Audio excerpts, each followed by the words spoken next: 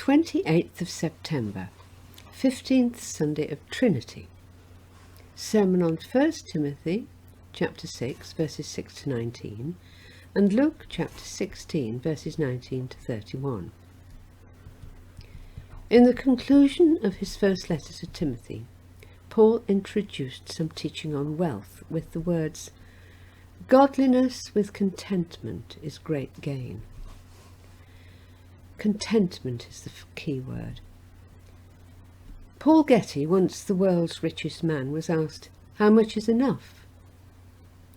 "Just a little bit more," was his answer.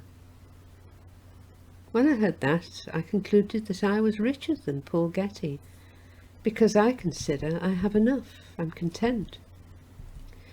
That is a privilege many of us can claim.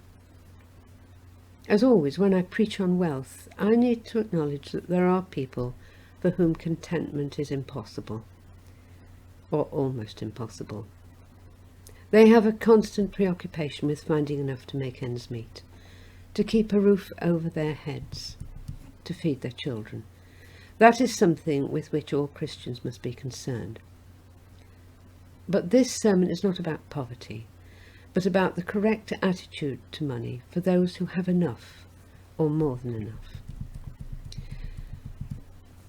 Paul warned about the trap awaiting those who are determined to get rich, pursuing wealth at all costs, risking many foolish and harmful desires that can lead to ruin and destruction. We hear of men who neglect their families in order to spend more time striving for more wealth, people who risk ulcers and heart attacks by neglecting leisure time and quiet recreation, those who commit crimes or who cheat others out of their possessions in order to increase their own wealth.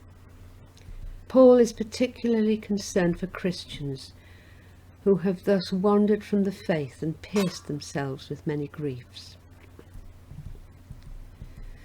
Paul instructs Timothy, who leads the church in Ephesus, to give commands to the rich members of his congregation not to be arrogant or to put their hope in transient wealth.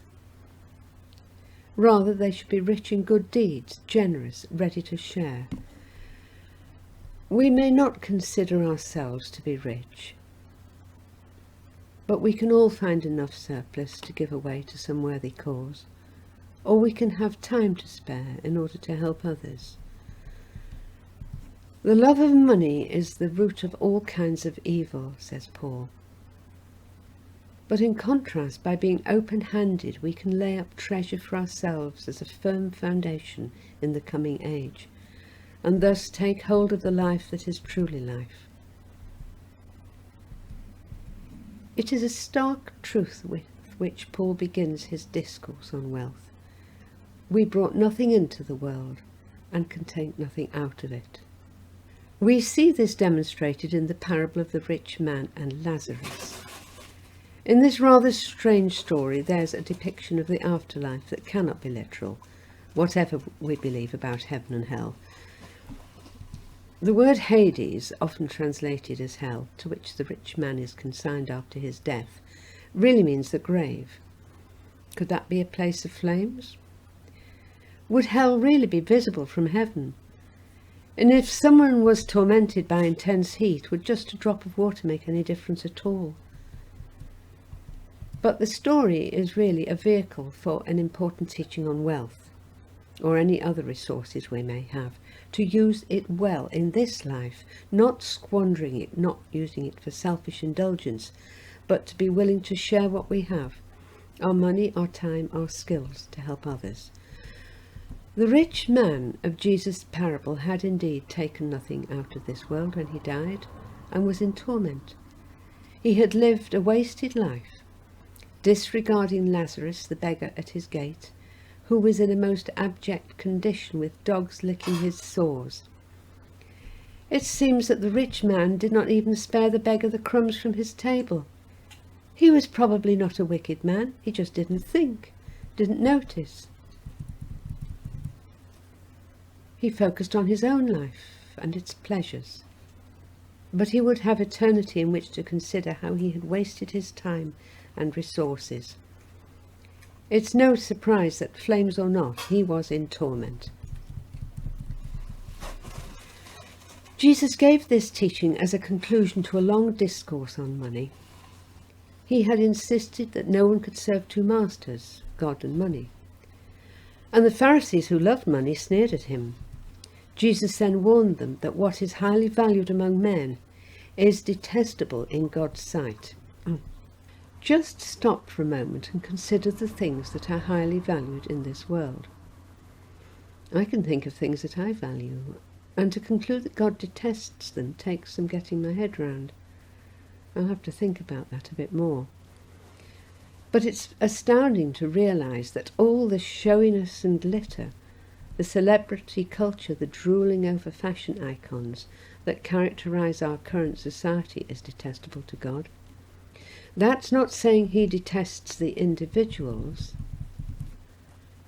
but he detests the way they are wasting their lives on what is of no lasting value. We can all think of prominent individuals who hit the headlines by spending prodigious amounts of money in pure self-indulgence.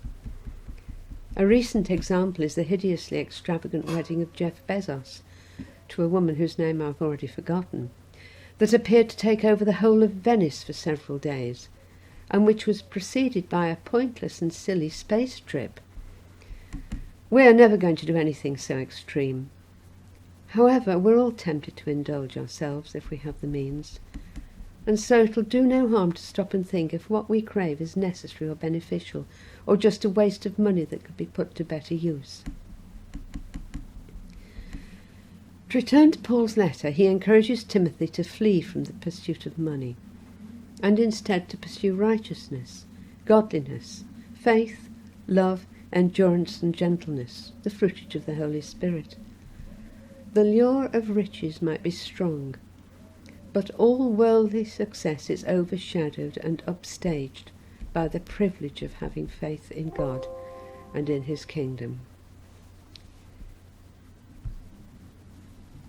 God is the blessed and only ruler, the King of kings and Lord of lords, who alone is immortal and who lives in unapproachable light, whom no one has seen or can see. That is our God with whom we can spend eternity. Those who truly know and love God will have that as their aim, keeping wealth in its proper place, using it to help others, and in that way showing that they have grasped the life that truly is life. But this is not only about money, and so in conclusion let me quote Michael Wilcock in his commentary on Luke's Gospel.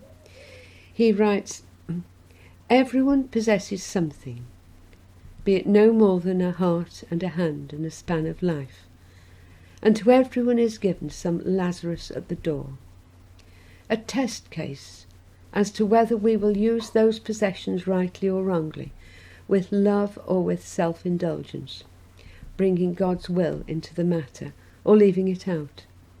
Will we or will we not bring into time the considerations of eternity?